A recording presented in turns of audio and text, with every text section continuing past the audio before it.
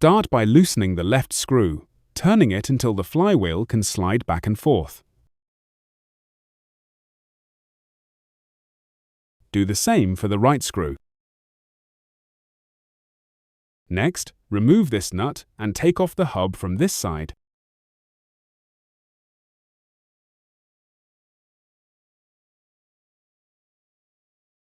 Note the red circular area on the opposite side.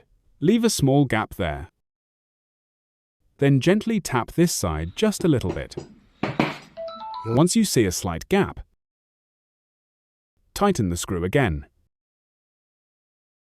Be sure to secure it firmly.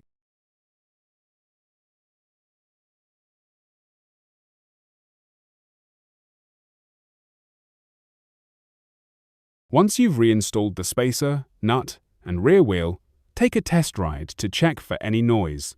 If there's no noise, great. Now, repeat the previous steps. Remove the screws, the disc brake, and the nut. After taking off the axle, add a small spacer in the gap area on this side.